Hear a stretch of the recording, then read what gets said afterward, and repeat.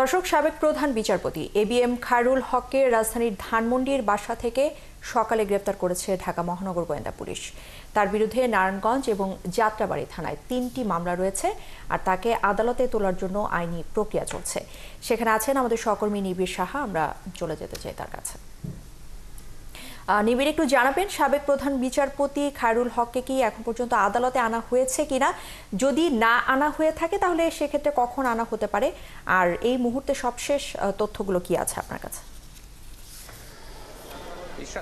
বাংলাদেশের ইতিহাসে এটি কিন্তু প্রথম একটি ঘটনা যেটি সাবেক প্রধান বিচারপতিকে গ্রেপ্তার করা হয়েছে এবং তার বিরুদ্ধে 3টি মামলা রয়েছে। এবং এই মুহূর্তে আমরা যেমনটি খবর পেয়েছি যে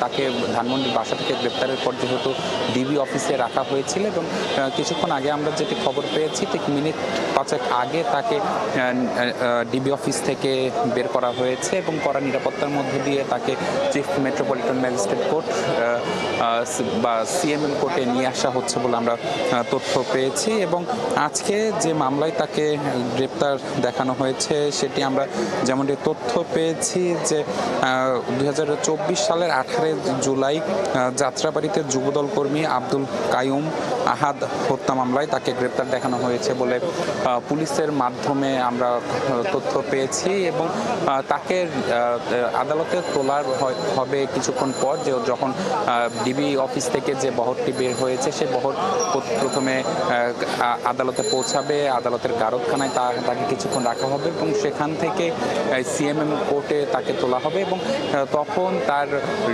রিমান্ডের আবেদন করা হবে কিনা এই বিষয়ে কিন্তু এখনও সুনির্দিষ্টভাবে আমাদের কাছে কোনো তথ্য নেই, কিংবা সংশ্লিষ্টরা কিন্তু এখন পর্যন্ত এই বিষয়ে আমাদের কোনো তথ্য দিতে পারেনি। তবে তাকে কোর্টে আনা হলে হয়তো বা বিস্তারিত আমরা আরও কিছু তথ্য পাবো বলে আমরা মনে করছি। এবং সব কিছু মিলিয়ে যদি বলি যে আসলে সকাল থেকে কিন্তু গুঞ্জন ছিল কখন যে সাবেক এই প্রধান বিচারপতি খায়রুল হককে কখন আদালতে আনা হবে। সকাল থেকে কিন্তু আইনজীবী সহ কোর্ট পাড়ায় কিন্তু একটি উত্তেজনা কাজ করছে যে কখন আনা হবে এই সাবেক প্রধান বিচারপতিকে। তো আর কিছুক্ষণের মধ্যেই কিন্তু আসলে যেহেতু ডিবি অফিস থেকে বহরটি বের হয়েছে, আর কিছুক্ষণের মধ্যে হয়তোবা সেই বহরটি এসে কোর্টে পৌঁছাবে এবং তারপরও হয়তোবা পরবর্তী বুলেটিনে আরো বিস্তারিত তথ্য আমরা জানাতে পারবো। নিবিড় সাহা, আপনাকে অসংখ্য ধন্যবাদ।